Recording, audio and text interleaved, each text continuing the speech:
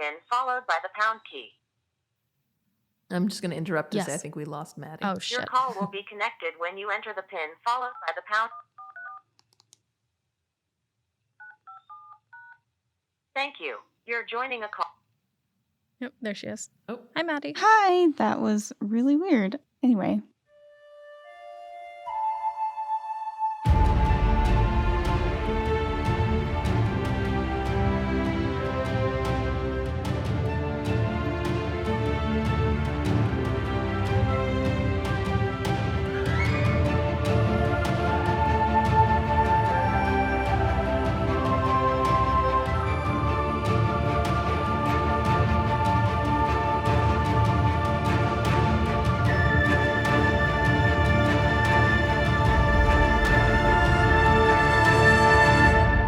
Welcome to Breakfast in Beauclair, a global Witcher podcast. My name is Alyssa from GoodMorhen, and I'll be your host as you, I, and our international hanza accompany Geralt of Rivia and his destiny Cirilla of Cintra across the continent. Thanks so much to everyone who joined us earlier this month for WitcherCon. It was such a fun event, and I'm so glad to have gotten a chance to hang out with all of you throughout the day, from the Instagram Live in the morning to our full day of streaming on Brett from Whispers of Oxenfurt's Twitch channel. You can go check all of that out at Twitch as well as Instagram. And I'm so looking forward to hosting watch parties for Nightmare of the Wolf on August 23rd, as well as The Witcher Season 2 on December 17th.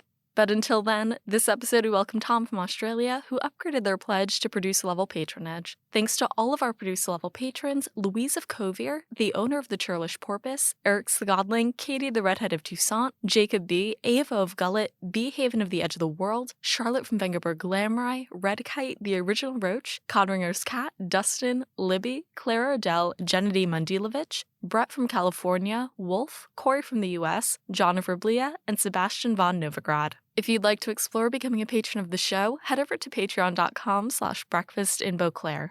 As for this episode, Leah from the US and Maddie from the US join me to close Blood of Elves, Chapter 4. Join us as we discuss Ciri's struggles with her trauma from the Nilfgaardian War versus the expectation of her neutrality as a Witcher girl. The Witcher's neutrality, or neutral-ish neutrality, the balance of a 1,000-year view, the personal cost of war, your Child of Destiny's first homeschool field trip, and the close of the most heart-wrenching chapter from Blood of Elves. In our mid-episode news segment, Tidings from Toussaint, Larson Witcher Flicks recaps what we learned about The Witcher Season 2 and Nightmare of the Wolf at WitcherCon 2021. Without further ado, let's continue our discussion of Blood of Elves Chapter 4.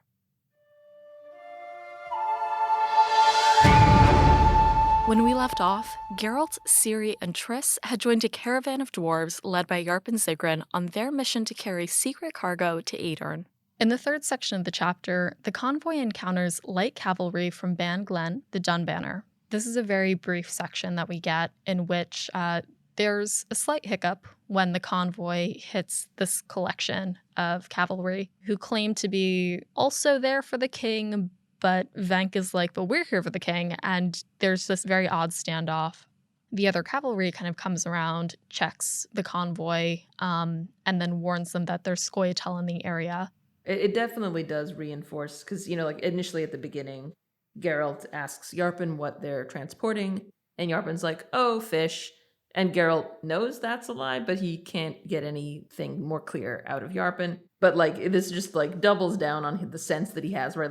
When he first meets Venk, he's like, this guy's a hood. This is a trained soldier. This is not just a random, what is this? And Yarpen's like, just fish. And then this one too, they run into guys who say that they're also with King Hensalt's army, and Venk is still very much on his guard. And initially they're like, just let us check your wagons. And he's like, why? What are you looking for? What is this? And he kind of pulls rank in this kind of intense way. There's a very tense kind of standoff. Some of the dwarves pull weapons, and he only backs down only when the soldiers from Ben Glen say, we're looking for human traffickers, right? People have been trafficking in slaves. This is another way in which Nilfgaard is kind of this evil empire, right? As Nilfgaard has slavery.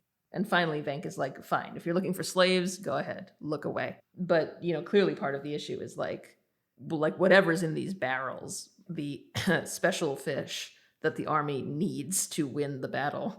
He just doesn't want anyone looking in those barrels. It's important enough that he would pick a fight with guys on his own side.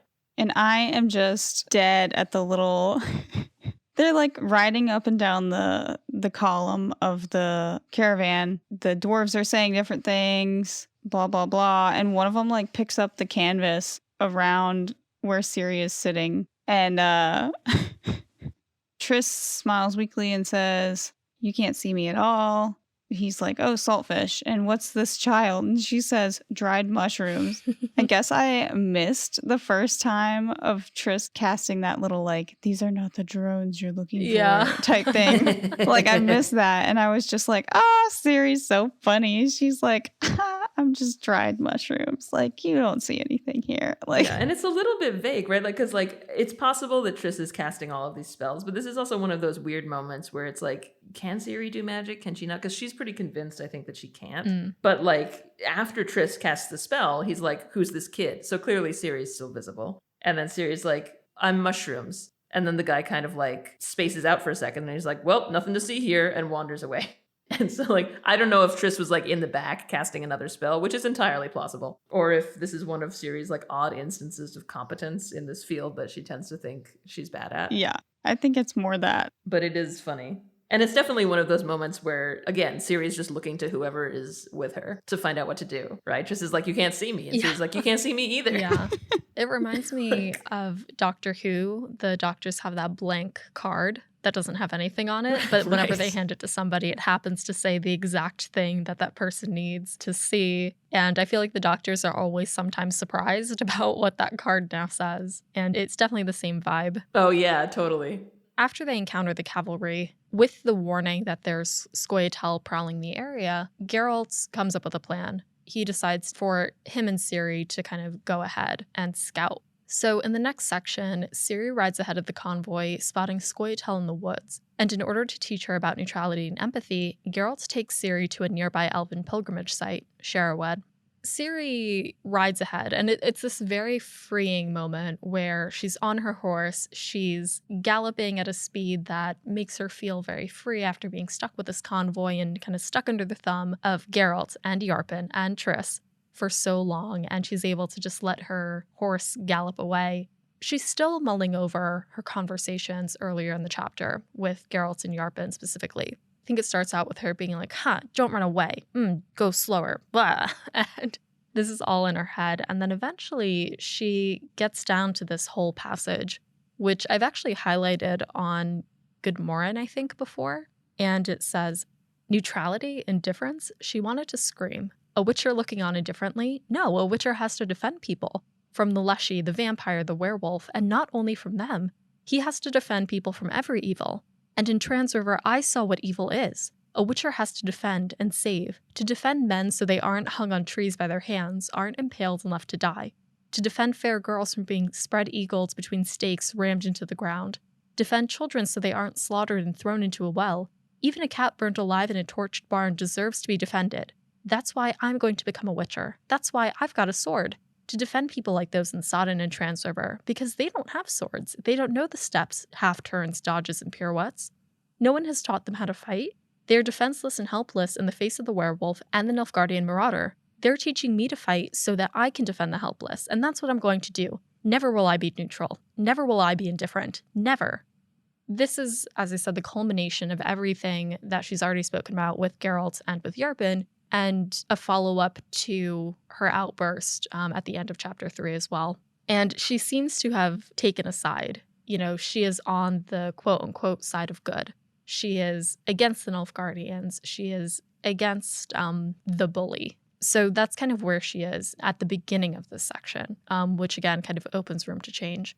But Leah, I think you had a note about this section as well. Yeah, I did. So the work that I used to do was doing asylum immigration cases for children, for people who entered the country when they were under 18. And so they ranged in age, but some of them were quite young. And an asylum case is one where you say that you want to stay, you ask for permission to stay because you're afraid to go back because of something specific that happened to you. So I had a couple years of basically talking to young people about like terrible things that had happened to them. And so this depiction of Ciri's memory is very interesting to me. And it comes a little bit before what you just read. So she's riding through the forest. She's feeling really good. It's very cute because she's clearly still enough of a child that she's looking forward to doing a really good job scouting. And she's really excited to get praise from everyone, like from Geralt especially. But like she's like, yeah, Yarpen will say I did a good job, and Venk will say I did a good job, and everyone will be impressed. And then she remembers that like the reason she's being sent to scout is because of elves. And she's like, I'm not afraid of elves. Why should I be afraid of elves? And then she's thinking about this conversation. And then it says, this sentence I found very touching. She says, Ciri had not forgotten, although she very much wanted to forget, what had happened in Cintra. The wandering, the despair, the fear, the hunger, and the pain, the apathy and torpor which came later, much later, when the druids from Trans River had found her and taken her in. She remembered it all as through a mist, and she wanted to stop remembering it. But it came back. And that, I think, is a depiction that is very true to what I saw in a lot of people who were young, who had gone through things like this, which is that like there's a desire to forget about it, and in these moments, like when she's writing, where something else is much more present in her mind, she's able to forget about it momentarily. But the combination of the way your brain works and also the way that the world is, her world, she can't forget about it, and it keeps coming back. The story kind of lists the things that she's remembering. It comes back in her thoughts and in her dreams, and it talks about Cintra, and then later, Trans River, the flame-blackened chimney among charred ruins, next to it by an unscathed well, a black cat licking a terrible burn on its side, a well, a sweep, a bucket full of blood. And then later, in the part that you read, where she says, we need to defend people from being impaled and burned in barns and thrown in wells. It's like, I wonder where she's getting these very specific examples from. Like, it's clear that, like, this is part of what happened in Trans River, which no one really likes to talk about. Even Geralt, I think, before, he's just like, yeah, they came after her, looking for her. So someone did. I don't know if he's identified who yet. When she was staying, like, in this, like, refugee camp in Trans River with the druids and killed the family she was staying with. Clearly, that was a very formative experience for her because they really tortured those people, and she saw it, like, down to the cat. She's interested now in specifically defending people against that evil, and it's because it made such a traumatic impression on her. Yeah, it's interesting that you know how specific that she is, and she must have seen these acts of war firsthand for that to even come back up again. So the First Nilfgaardian War is super vague for us. We hear about it anecdotally through Geralt. We hear about Sodden through Triss and through Jurga and something more. But very few times we actually get to hear firsthand accounts of what the landscape on the continent was actually like. Ciri's one of the few times that we actually see that. And as you said, it's unusual how specific she is here. This is just like in her child's view, right? Like, this horrible thing happened. Nilfgaard, the helmet, the black helmet, the feathers, the fire. And it's become this kind of just like nightmare monster in her head. And that's part of why, she's like, well, if the elves are on the side of Nilfgaard, then I can't be on the side of the elves. And then immediately thereafter, she is forced to take a very different view of the elves. In this moment, she's having this kind of moment of realization that she's never going to be neutral, and she's angry and she's crying. She says here, she realizes that she's crying and she's kind of surprised by it, which again is something that happens sometimes with people who have a lot of trauma. Like, the memory just kind of comes back unexpectedly. And then she realizes that there's someone else there, and it's an elf. And then Geralt sneaks up behind her. Yeah. Ciri runs off so far, and she ends up in the woods. All of a sudden, she notices, like, the animals aren't doing anything. There's no woodland sounds. She hears something, and she reacts instinctually, and she just dives beneath the shrubbery or the bushes that are there and just prays that the horse doesn't make a sound. And then she starts to see these elves coming single file through the woods, first a scout and then the rest of their party, and they're not making a single sound, and they're moving through the woods silently, and there's so many of them. She just watches this and sees them go by. She doesn't move until she finally hears all the woodland sounds returning again, and that's when Geralt clamps his hand over her mouth, and she gets so frightened until she realizes who it is. Then Geralt tells her not to tell the convoy anything. Ciri doesn't understand why. She says, why shouldn't I say anything? They have to be warned. Whose side are we on? Whose side are we against? Who's our friend and who's our enemy? And Geralt's response, again, with his neutral frame of mind, I hope you'll finally stop dividing the inhabitants of the world into friends and enemies. Which, doesn't answer her question. Not really. and not the immediacy of it. Like, oh shit, there are people here who could potentially kill the group that we're with. You know, that question kind of goes on further. Ciri asks, and what if they attack? And Geralt insists that they won't. He says, you know, why do you think that such a vital load of gold and silver, King Henselt's secret aid for Aedirn, is being escorted by dwarves and not humans? I saw an elf watching us from a tree yesterday. I heard them pass by our camp during the night. The Scoia'tael will not attack the dwarves, Ciri. But yeah. Oh, Geralt. He's like, I don't even know where to pin his mindset right now, because like on one hand, yes, he's neutral. On the other hand, is he mentally extending that neutrality to people who clearly aren't? Is he just like projecting to an extent? Does he have that much faith in the good of others despite everything that he tells us throughout the short stories, throughout the beginning of Blood of Elves, where he's jaded as fuck? It's like, what is your goal right now? And it seems like it's just to do the thing that he's here to do. He's here to get Ciri to school. Right. That's all. Yeah. He's just trying to get Ciri to He's school. walking his daughter to school. That's what this whole chapter is. He's got like a super sick sorceress, and he happens to be stuck suddenly with like labor on the way to taking his kid to school. He's just trying to stay out of everybody's way. And it's, aside from boiling it down like that, like I just can't wrap my head around why he's doing the things that he's doing.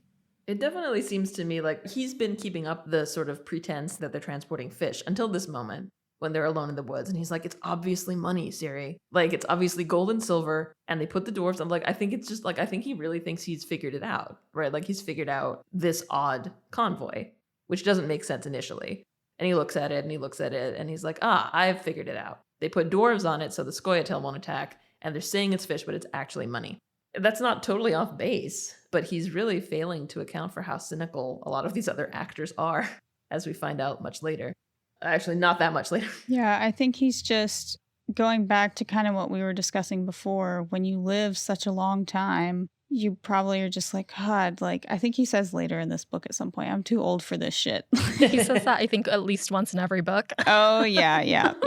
We've discussed before that in A Shard of Ice, it's very obvious that like he does have feelings, even though the world says he has no emotions. It's just a facade that he puts on himself to protect himself, I think. So I think his neutrality is just another coping mechanism for him to be like, oh God, this is complicated. Like I do have feelings, but I'm not supposed to. Okay, like it's gonna be fine. Like I think when he, at least I read it this way, when I read that passage where he says, listen to me, and then he talks about, you know, why it's dwarves and not humans or whatever, it sounds like he's being so strong in what he's saying that it's like he's not only trying to calm down and reassure Ciri, it's that he's trying to convince himself, you know, like, we're leaving the convoy soon, you know, they're not going to attack, it's going to be fine, like, we're all going to be good, da-da-da-da, you know, that's kind of the vibe that I was picking up.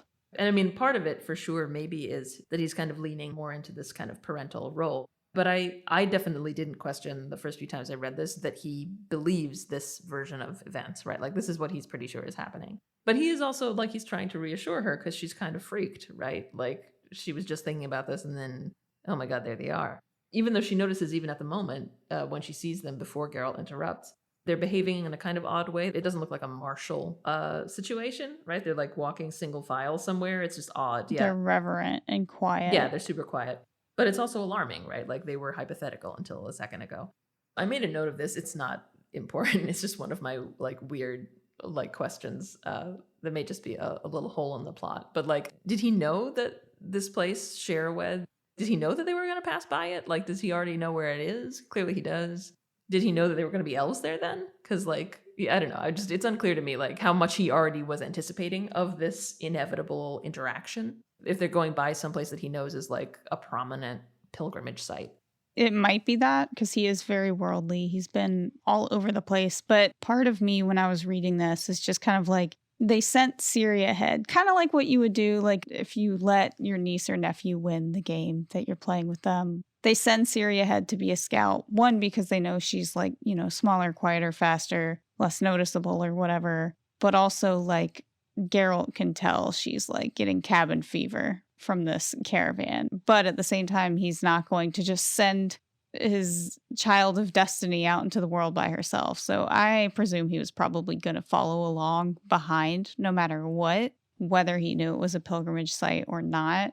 I think it's more just kind of coincidence, like, oh, they've passed through this woods before, because he knew, what direction the caravan was heading at the beginning. Like, oh, I can stop here after blah, blah, blah. Just 10 days in the carriage, please. I think it's a little of both protectiveness and also just he's worldly. Yeah. And I mean, it also occurs to me that he might have like done a loop before she got there. So maybe he didn't realize it was Sherwood until a minute ago, and he was like, oh, that's where they're going. And then he just decides to take her on a field trip because it's like a teachable moment. Yeah. I also wonder if we already realize here that he's keeping secrets from the rest of the convoy, right? He's already seen Scoia'tael scouting them out, but he hasn't told anybody, and he only told Ciri because she saw firsthand.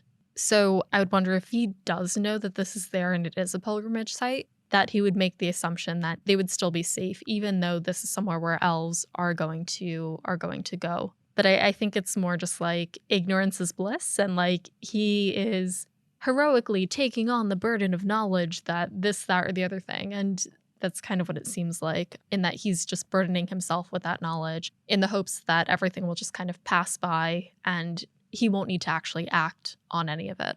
He does that a lot. Yes. This is like, we'll see it more later, but even in the video games, he's just kind of like, oh, fine, I'll do this really annoying or really difficult thing. Just let it all be okay. Like, whatever, like, fuck it. Yeah, and it's already clear that like this is maybe his understanding of neutrality is a little bit warped. I think maybe he would say that this is part of being neutral. Is like he knows that there's some situations here, some circumstances surrounding that would increase the tension if they were known. Right. And so his choice is just to make sure that they don't get known, and then everything will be fine. Arguably not a very neutral thing to do, but his choice in, I think, a number of situations going forward as well, but in this one especially. Geralt makes the decision to take Ciri further into the woods to go visit this elven pilgrimage site. At first it doesn't really look like much. It's an elven ruin, and Ciri doesn't understand why they're there. And Geralt is like, hold on a second, I'm getting there. And they eventually make their way to the center of what used to be a castle or a palace. Ciri asks, like, whose is this? Why is it here? Why was it destroyed? Geralt explains that it used to be an elven palace. She asks, who destroyed it all? Humans? And Geralt says no, they did before they left. Geralt says they knew they wouldn't be coming back. It happened following their second clash with the humans more than 200 years ago. Before that, they used to leave towns untouched when they retreated. Humans used to build on the foundations left by the elves. That's how Novigrad, Oxenfurt, Vizima, Tredegor, Maribor, and Cidaris were built. And Cintra.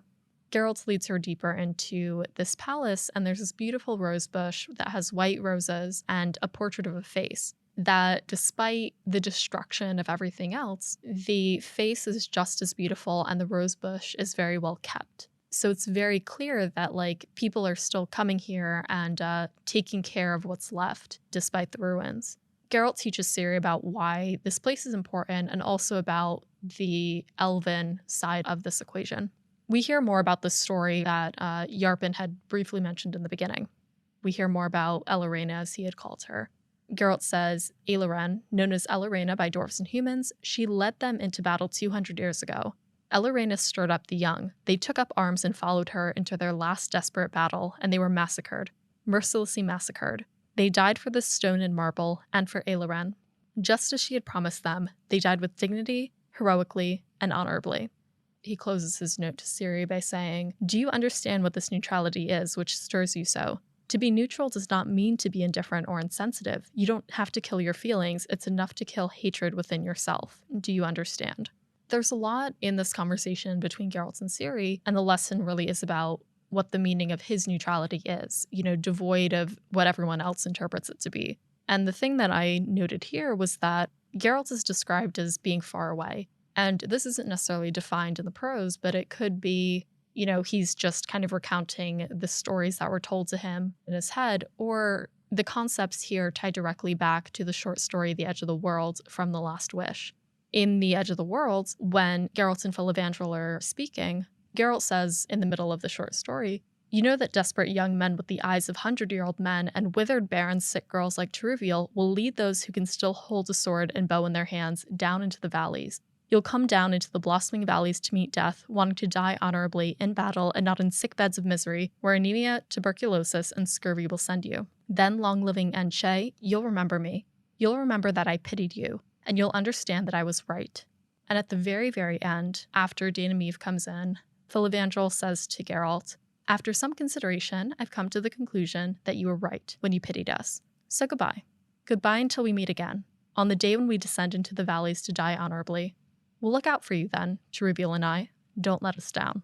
I like that he defines what he thinks of as neutrality, just because it kind of shows us like he hasn't killed his feelings. You know, he's accused of this all the time. Oh, he's an insensitive monster. But he's still feeling it all underneath, which, you know, makes you feel a little bit more like, oh, Geralt, it's okay. Like, you can talk to people.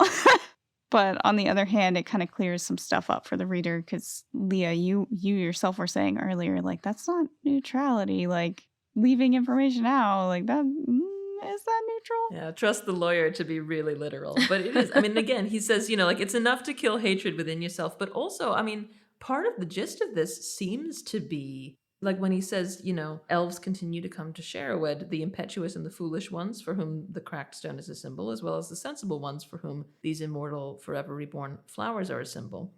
And he tells her the elven and dwarven young must not be allowed to be massacred once again. And it seems like that's very specific to this conflict. And like part of why he doesn't want to be on the side of the human king, even when the non-humans are the aggressors, is because he's taking this kind of like 1,000-year view. You know, he talks about like elven biology, right? Like this is why there aren't a lot of elves. It's because all the young elves were killed in this massacre and the old elves can't reproduce. And so he's just like, so, you know, it's a long game. And he doesn't say this, but I feel like kind of implied is like, we can spare some humans. Like, it's kind of like an endangered species thing. Yeah. Like, where he's just like, look, you know, like, there's a lot of humans, there's not a lot of elves. I mean, he doesn't say this or acknowledge it, but again, it's one of these things where his message is clear that, like, you know, no one side is, you know, unequivocally good or evil. But it's also not clear that he's neutral. In fact, it's pretty clear that he has a lot, like you were saying, Maddie. He's got so many feelings for a guy who keeps protesting that he has no feelings. Yeah, for real. But also... Sorry, I'm also a very literal person. Awesome. Sometimes. But when you were saying, you know, neutrality and whatever, this last section that you were describing about, I think that the word shouldn't be neutrality, but more like balance. He's on a side. He's on the side of balance. Kind of how you were saying, oh, we can spare some humans. You know, the endangered species, like that kind of took me out of like the book for a second because I was like, oh shit, my life's purpose. But like the 1,000-year view, that's putting words exactly to this vague feeling that I've been having through this chapter is just balance, you know? Like he understands the bigger picture. He understands that this specific instance, the specific conflict too will pass, but it's going to come back because that's how life works, you know? I think his code, he needs to rebrand his code as balance, not neutrality, because that's more what he seems to be leaning towards.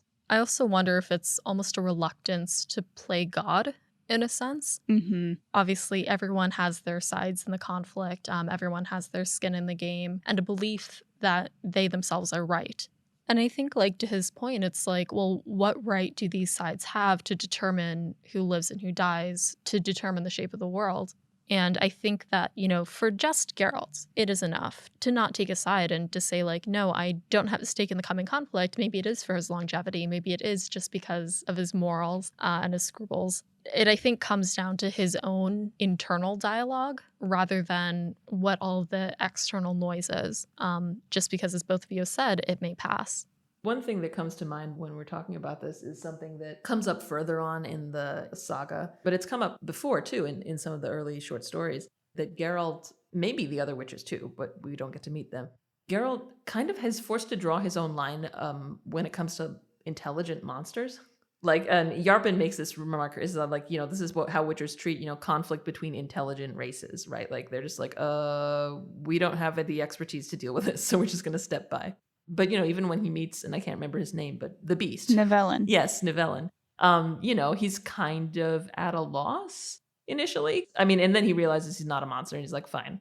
Because that puts him comfortably, back on solid ground again. But, there are other instances, right, where he meets monsters that are not human, that are intelligent. And every time it throws him into just like a moral spiral, right, where he's just like, I don't know where I'm drawing this line. Right. If it has like 8 or more legs, he seems pretty comfortable with dispatching it, which is kind of how I feel about a lot of animals. So I sympathize. Oh, sad. But, is that good? I don't think it is good, but it's certainly true. Right. And so I think he just lives in a constant state of discomfort about the fact that, again, for someone who says he has no feelings, he's got a lot of feelings. For someone who's a professional killer, he really doesn't enjoy it. And clearly killing almost anything can send him into this spiral, but especially when it's something that's quote unquote intelligent. And we've seen in other situations where he has trouble drawing that line, so that's partly why this is weighing on him so much, I think. Leah, you just described to me my life morals. Of this is why I identify with Geralt so much, because he feels like, oh, this is getting a little too personal, but sometimes I have a hero complex and I'm I need to save everyone. And it's like, Maddie, you only have so much energy. I know you're sensitive and you want to save everyone, but you can't. And that knowledge of knowing, God, there's always going to be conflict. Which battle do I choose? But not wanting to expose yourself to that hurt.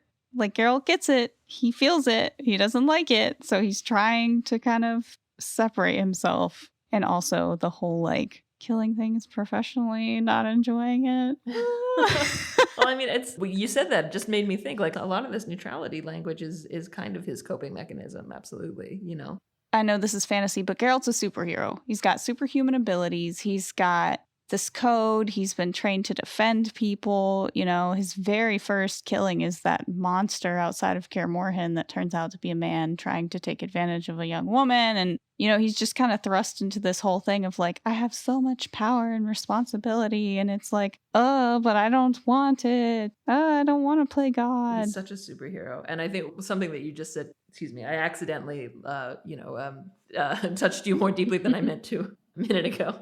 But what you just said about people who are witchers until they need one. This is going to sound a little self-serving, but people really treat lawyers that way too. There's definitely this sense that no one wants to hire one.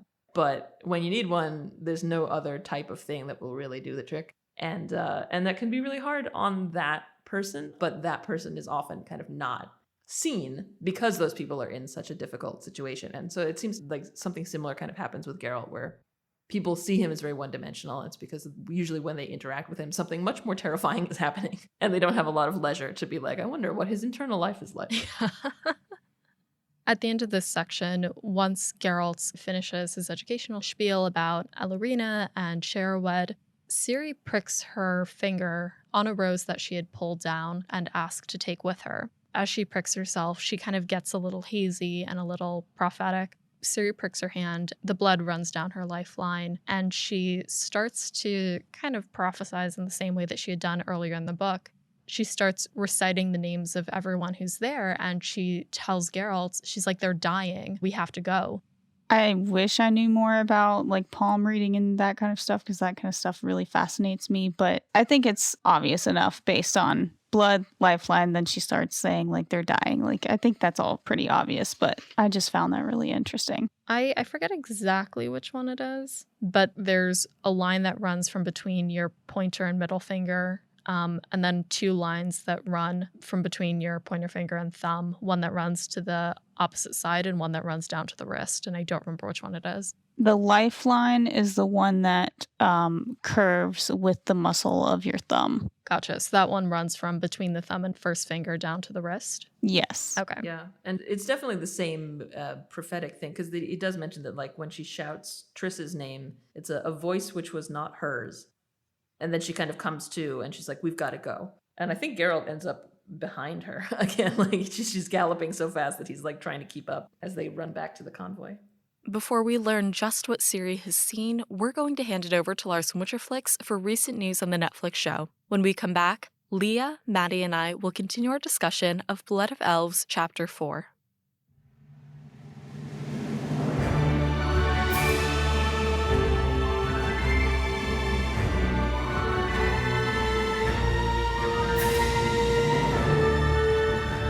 Hey, it's Lars from WitcherFlix, and this is Tidings from Toussaint. Welcome back, everybody.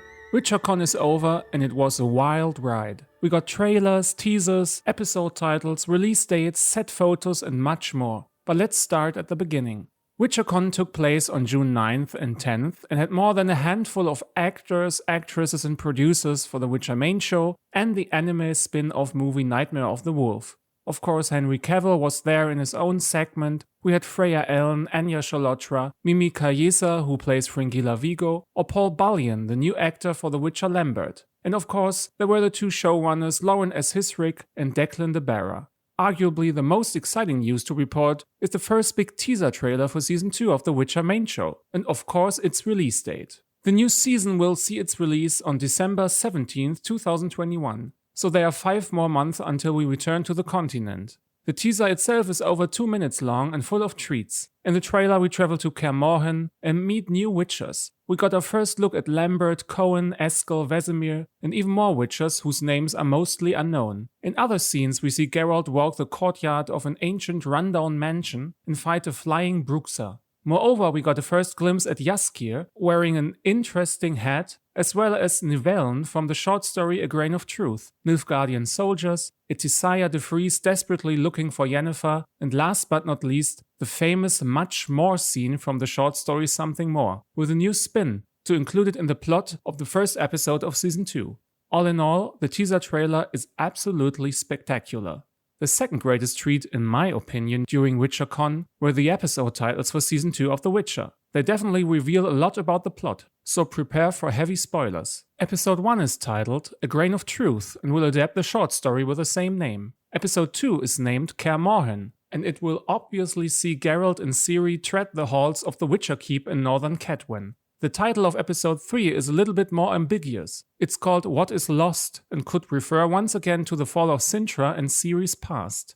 Episode 4 is named Redanian Intelligence, which is the secret service to the Kingdom of Redania. Sigismund Dijkstra, its head, might play a very important role in this one. Episode 5 is titled Turn Your Back and is a very open title again. It could refer to Ciri's lineage and her elder blood, and that she might be confronted with it.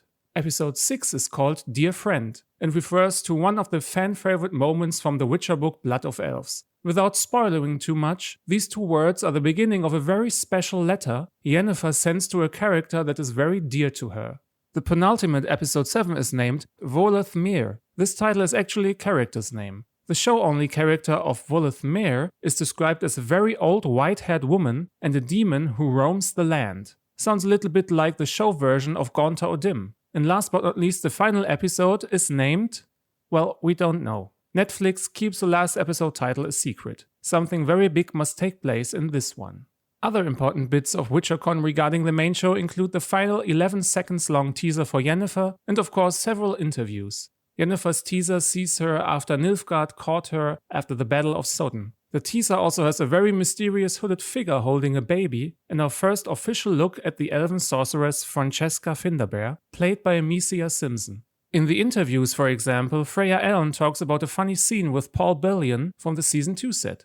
We actually have a funny story, me and Paul. We do this one scene where Lambert comes in, and he's meant to slice this dummy, and each time he was just missing. I tried to hold it together in the scene, but I just couldn't help but burst into laughter. In his lengthy interview, Henry Cavill talked a little bit about the Geralt he plays in Season 2. He said, "For me, it was very important to bring Geralt as close to the books as the vision and plot would allow, and I wanted him to be more verbose and more intellectual and more representative of a man who has lived 70 years and has a philosophical lean. He can be mopey at times, but he is also wise. He has been around, he's a nice guy despite having moments of unpleasantness and capable of extraordinary violence, but his intentions are pure. I wanted to reflect on that as much as possible. It's very easy to fall down the line of him being the grumpy snowman, and there's a comedy aspect to that, and I wanted to lean away from it in Season 2.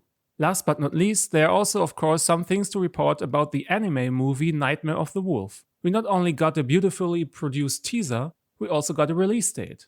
The movie will be available on Netflix on August 23rd. Moreover, Netflix confirmed that Theo James voices young Vesemir in the spin-off. He also got to voice Vesemir for a very brief moment in the final episode of The Witcher's first season during Geralt's fever dream. We also learned the name and background of 2 other Witchers from Nightmare of the Wolf. The first one is named Daglin, who was raised on the Skellige Islands. The hardened and respected warrior later becomes Vesemir's mentor. A Witcher named Luca has a big mouth and gets himself into trouble on more than one occasion, but he always has the back of his fellow Witchers. Anyway guys, that was a lot, but I hope you all stay safe and well. We talk again in the next episode of Breakfast in Beauclair. Until then, thanks again for listening and good luck on the path.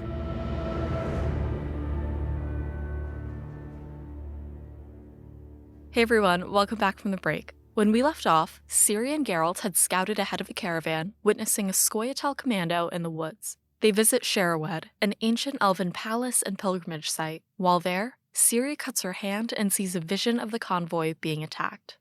Ciri and Geralt head back to the convoy at breakneck speed, and they come across the convoy in flames.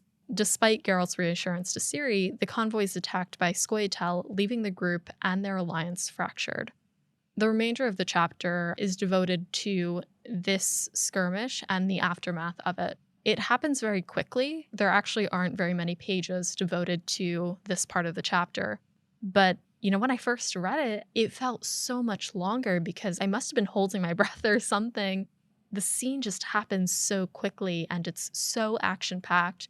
I don't think we've gotten a scene quite like this, maybe even since the Bounds of Reason, where they were attacking Villain Trenton Mirth. And even then, it wasn't the same level of terror and of urgency. Yeah, because these are people we care about, It's not just some random knights. I remember the same thing, like, oh God, this part was where it all just came to a head, and I was like, oh shit.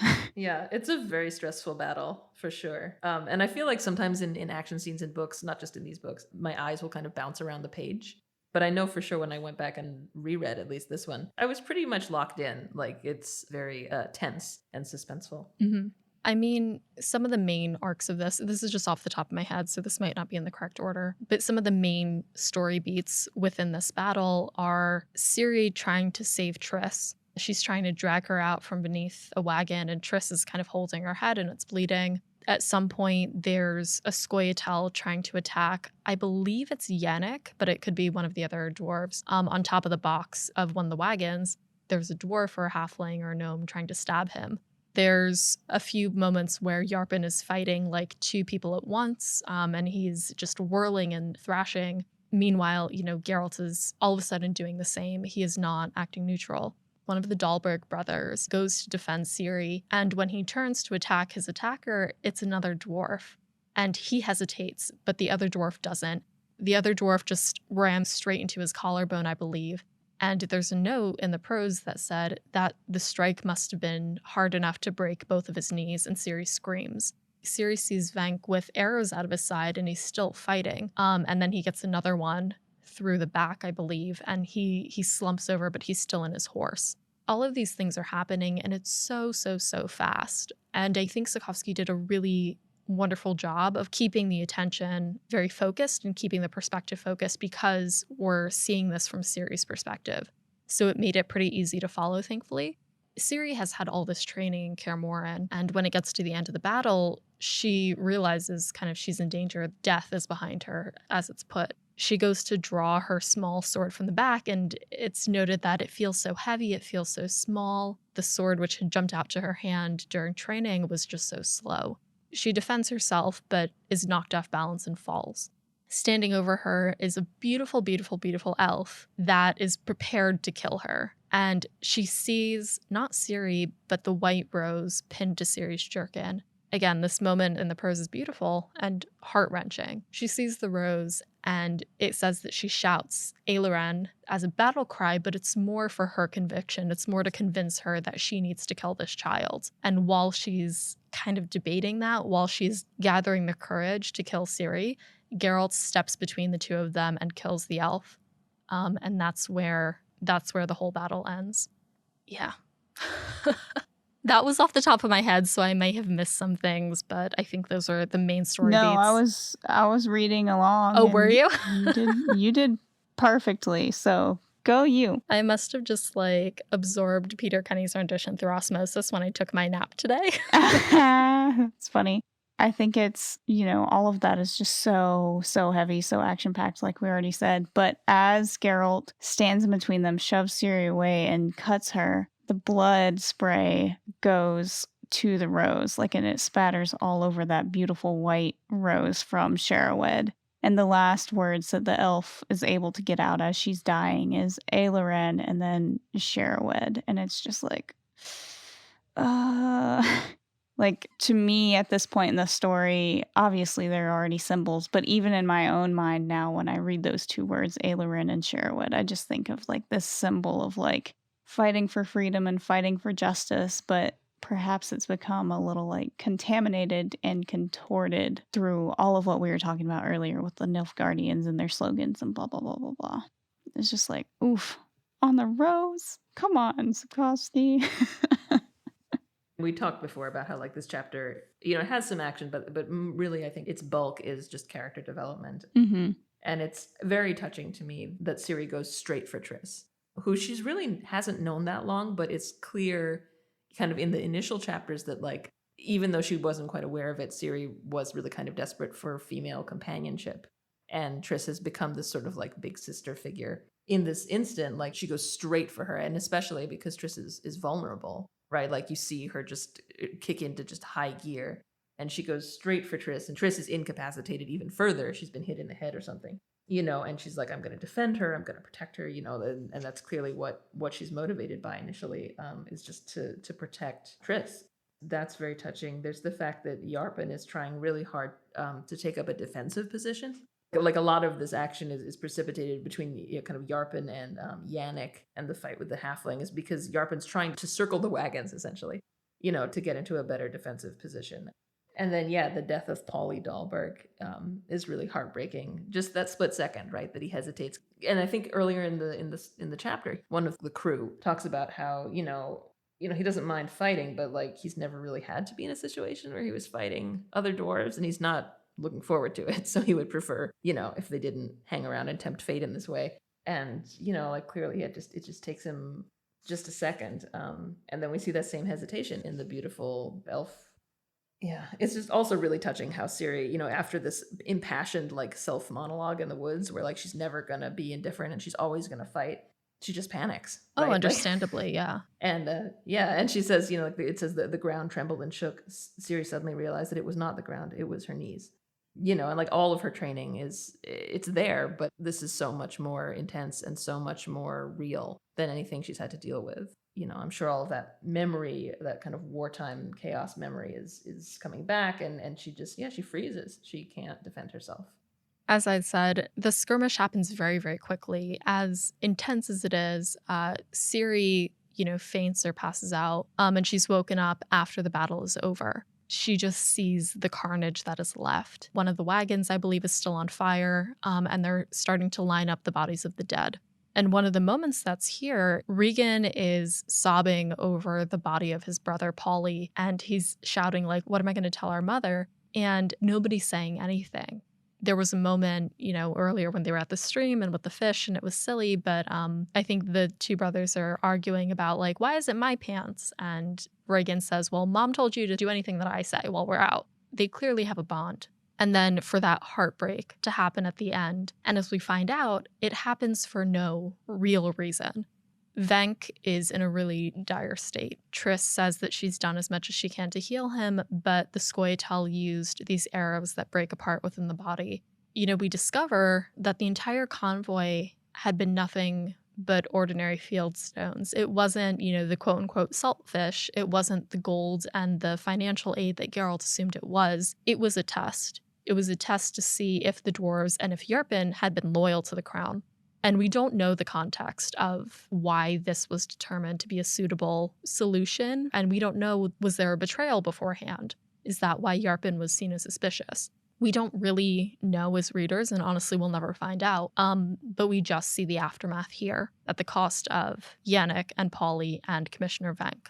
The closing line here, Yarpen insists, earlier in the section that, you need to live a life without a need for forgiveness versus the ending that follows in the rest of the chapter. The Dun Banner helps them out, which is why they were able to finish the battle quickly. But at the end, Fyrregard drew himself up. Yarpen Zigrin did not look at him. He was looking at the dead, at Regan Dahlberg still kneeling over his brother. "It was necessary, Zigrin," said the knight. "This is war. There was an order. We had to be sure." Yarpen did not say anything. The knight lowered his eyes. "Forgive us," he whispered. The dwarf slowly turned his head, looked at him, at Geralt, at Ciri, at them all, the humans. "What have you done to us?" he asked bitterly. "What have you done to us? What have you made of us?" No one answered him. The eyes of the long-legged elf were glassy and dull. Her contorted lips were frozen in a soundless cry. Geralt put his arms around Ciri. Slowly he unpinned the white rose, splattered with dark stains from her jerkin, and without a word, threw it on the squirrel's body. "Farewell," whispered Ciri. "Farewell, Rose of Sherwood. Farewell and forgive us," added the Witcher.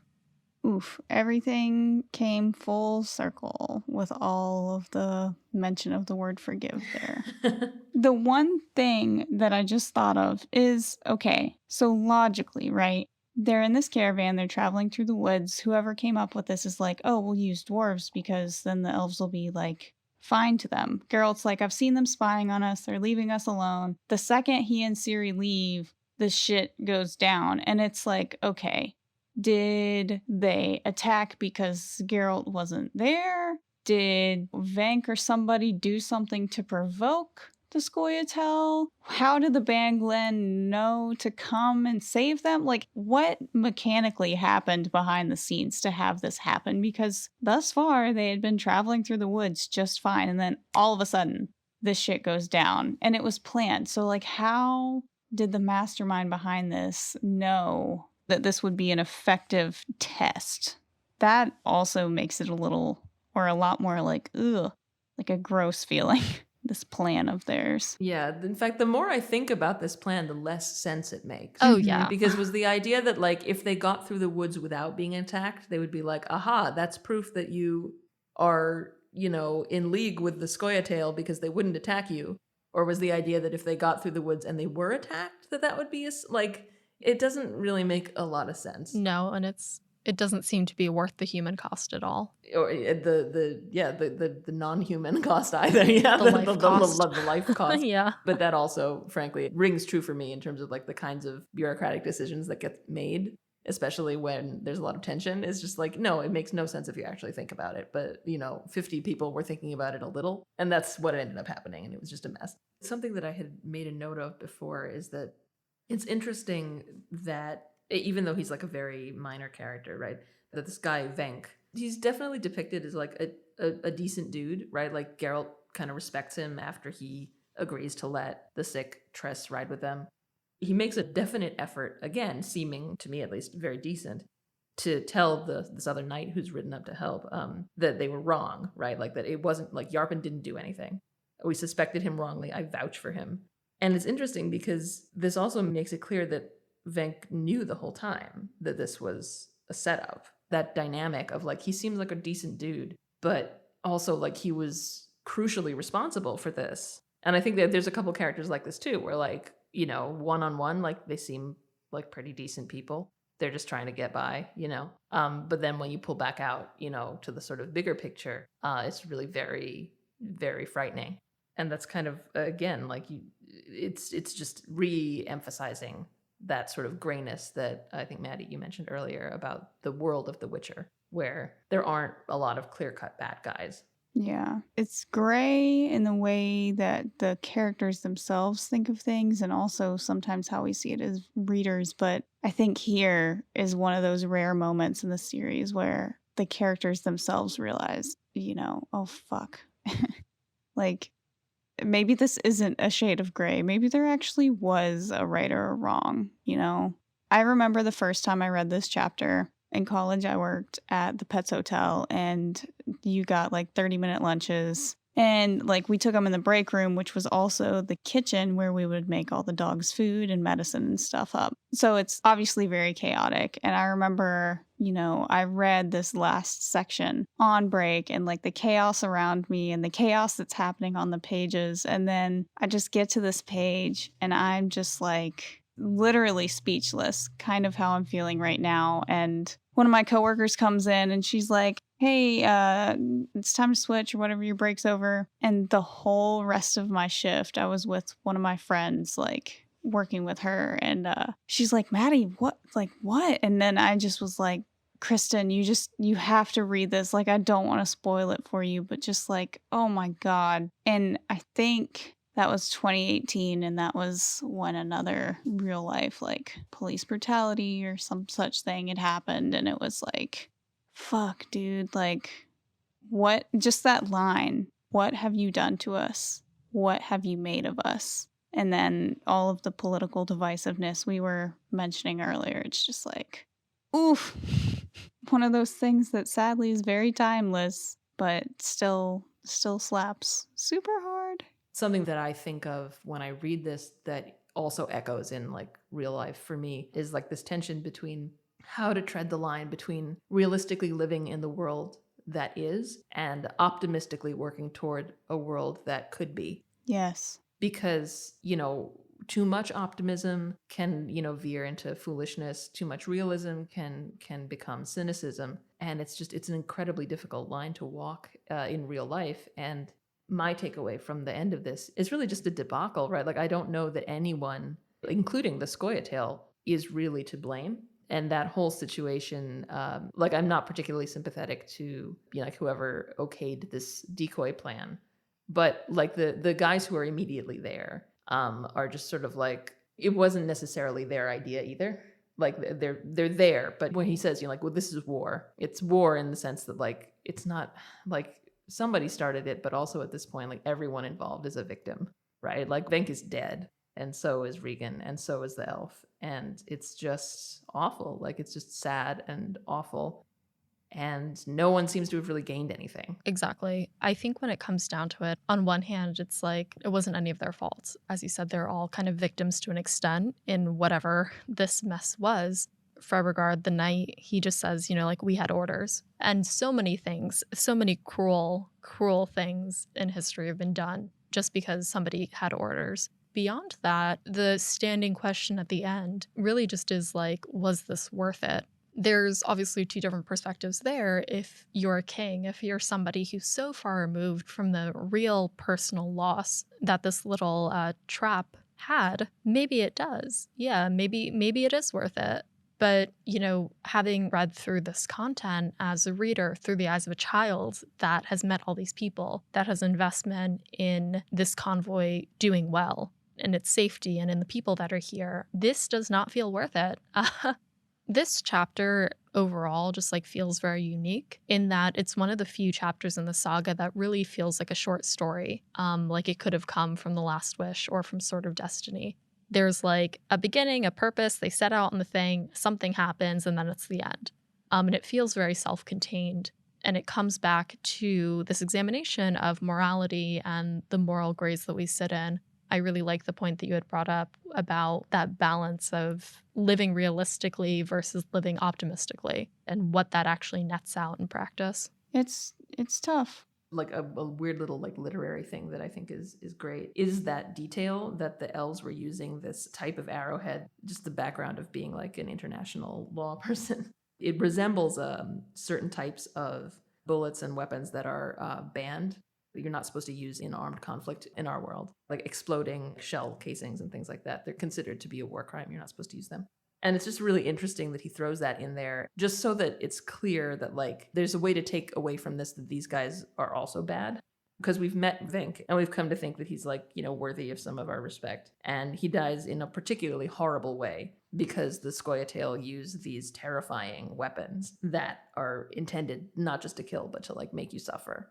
It just adds another layer into the morass of ethics that ends this chapter where, in the beginning, it starts out with, some fairly clear-cut opinions. And by the end, it's just a mess. And I think that's always the thing, right? It's so obvious in theory what you're going to do when something happens, and then you actually get put into the situation. And all of that theory is make or break, really. It's all of the nuances and whatnot. you were saying, Leah, you don't really have sympathy for, whoever put this in play or whatever. But when you step back from it, it's tough because it's like everybody thought they were doing the right thing. But like, I hate that excuse because it's like, really, guys? Really? Whoever made this decision, you really thought this was the plan? I'm going to pull a little bit of a Geralt here and be like, it's kind of fucking obvious when people are dying. Like, hello, people. No, definitely. And I think, the sort of we were just following orders excuse is not one that I'm particularly sympathetic to. Ugh. Again, if for no other reason than my Jewish background. But it is also possible to say, I don't know. And that's one of those things that being a lawyer kind of trains into you, is that tendency to be like, no, step back, debate it out in the debate stage in your head. And this is why some people find it very difficult to be like married to lawyers. Because you get trained to do that. And then there are instances where you do it where it's not like the most sensitive thing to do, but it's difficult to undo that training. And for sure, this is something that came up too when I was doing asylum work. I never had to do this, but there are arguments that can be made for people to seek asylum in the US who have done kind of terrible things, right? Like not every asylee is sort of a perfect victim in the way that the children that I represented were. They were mostly too young to have really had a hand in whatever conflict was going on in their home countries. But you can easily make an argument, that you're being targeted by the government of your country if, for example, you used to be higher up in the former government, right? And so, occasionally you do get people who have probably done some stuff and they have a claim as well. And so it's hard. It's hard to know, where to draw the line. But I think definitely what you're reacting to is some of my just knee-jerk training coming through. Yeah, what you were saying about this chapter being like its own thing, I just flipped forward to the next chapter. And there's no connection. There's no immediate connection. It's very jarring. There's none. Like suddenly Geralt's just on a boat and you're like, what? You're going to stab me in the heart and then we're like on a fishing trip? Like, what? Yeah, we're just going to completely forget that happened. And I'm a little bummed that we never got to see him drop Ciri off at school. Yeah. Come on, that would have been such a cute scene, of him leaving her at her first day at elementary school. But we never get it. Unfortunately not. I know that we covered a lot in presumably 3 episodes of Breakfast in Beauclair, but do you guys have any final thoughts before we wrap it up? I think my final thought is just this chapter, while it feels detached from the rest of this novel in particular, I think, without spoiling anything, this chapter in particular is the perfect, if you wanted to get a feel for The Witcher, you would read this chapter because it's got the range of emotions from Geralt analyzing stuff to the humor to Ciri being, kind of a brat and silly and the romance issues to this just very heavy feeling of what you might call moral ambiguity. I mean, this chapter will always have a special place in my heart. It's a deep one. It's kind of dark, but it's exactly why I love The Witcher, because it is escapism, but it keeps you grounded in real life and it eloquently brings about those thoughts and feelings and, makes you reflect on your own life or your own experiences. So that's all I have to say about chapter 4. Yeah. No, I definitely second that. In fact, when I was, sort of assigned it, I was like, wait, is that and it was that chapter, which just goes to show you that this chapter had made a particular impression, a chaptery impression on me, where I was like, ooh, I hope it's that one. Yeah. And it's very much a kind of a bite-sized version of a lot of the things that a lot of us really like about the series in general. And it has all, like you were saying, it has all of those notes of the humor and the romance, and it has, what I noted here, this classic Geralt move of he spends the whole chapter talking about how neutral he is, and then the minute Ciri's they're in trouble, he just goes charging in. Yeah. No second thoughts. And it's just well, there was so much for that. Yeah. I mean, on that note, one of the things that I find really important about this chapter, aside, as you guys said, from the fact that it has everything that there is to love about the Witcher series in one chapter, it really sets a foundation. Blood of Elves is a foundation for the rest of the series, but this chapter specifically sets up the foundation for what is going to happen on the continent throughout the rest of the saga. The fact that we have a firsthand account of the conflict that's going to take us further into the series, I think is really important for readers, just so that they have the understanding of where this is going to go, where it could go in the future. the racial tensions theme is probably one of the largest themes throughout The Witcher. And this chapter really lays the groundwork for that. Other than just hearsay, it's like, it's in your face. Welcome to The Witcher. Welcome to real life. Yeah, it's such a fascinating chapter, and I feel like there's so much to unpack in it. And I feel like we could have gone on even longer, for sure, digging into some of the themes that are here. Oh, yeah. So I'm interested to see and like what else people from the Hanza have to say about this chapter, because there's just so much to dig into here. It's so dense. It's so... Yeah. Yeah. Yeah, no, I really like this chapter, and I really had a good time talking to you guys about it. Yeah, absolutely. It's fun. Yeah. Yeah, and thank you guys for taking up so much time to have a chat with me about this as well. So that is it for our show today. Maddie, Leah, thank you so much for joining us for this episode, and thank you to our Hanza for listening. So where can people find you guys, and is there anything that our community can help you with, or anything that you would like to share with them? Leah, do you want to go first, or me?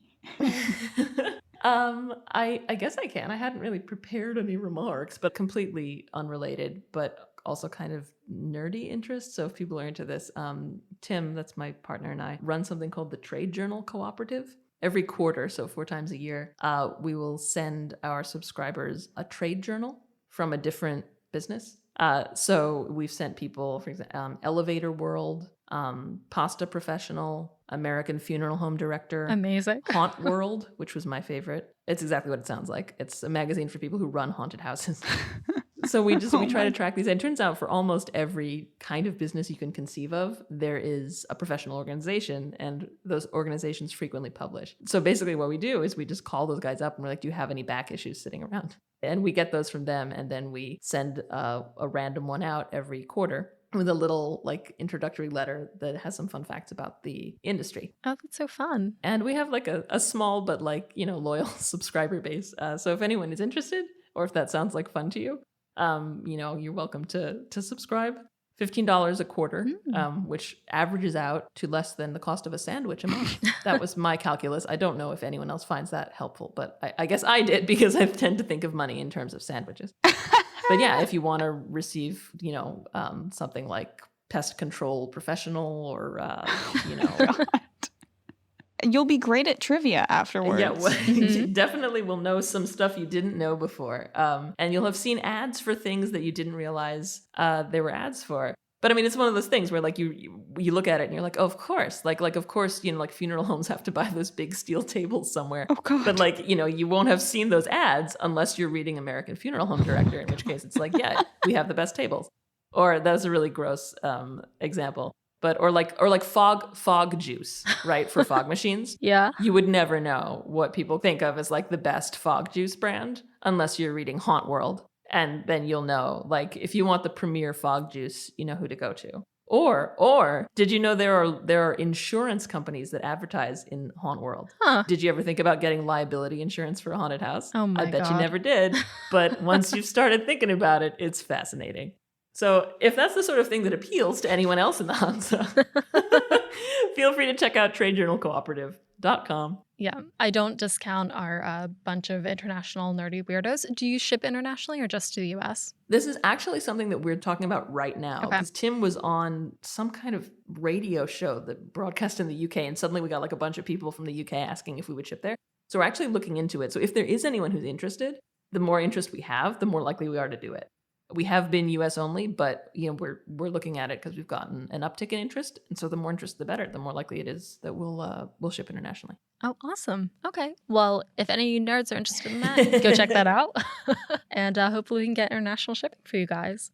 And Maddie, where can people find you other than the usual haunts, or including the usual haunts? Oh, yeah. My Instagram, if you want to follow, is at Maddie Gabrielle. I don't have time to post. And even when I do, it's usually just dog pictures or the latest green eco-friendly product I've started using. And you could also see Maddie in the America's D&D games playing as Saren, the half-elf druid as well. And yeah, so I think that's it for this episode. And next episode, join us as we discuss Chapter 5 of Andrzej Sapkowski's Blood of Elves. Yay, we did it. Thanks for joining us at the Breakfast Table. For show notes, transcripts of each episode, and a complete list of our social platforms and listening services, head over to breakfastandbeauclair.com. Breakfast and Beauclair is created by Alyssa from GoodMorhen. It's hosted by Alyssa with the Tidings from Toussaint, news segment by Alyssa and Mojo Flicks. The show is edited by Alyssa with music by Mojo Filter Media. Breakfast and Beauclair is produced by Alyssa in New York City with Louise of Covier, the owner of the Churlish Porpoise, Eric Segodlin, Katie the Redhead of Toussaint, Jacob E. Ava of Gullet B. Haven of the Edge of the World, Charlotte Megabird Glamorai, Red Kite, the original Roach, Cavernier's Cat, Dustin, Libby, Claire Odell, Jenny Mendelovich, Brett from California, Wolf, Corey from the US, John Verblius, Sebastian von Novograd, and Tom from Australia. Special thanks to Leah and Maddie for joining us for this episode, and our international Hanza for their support.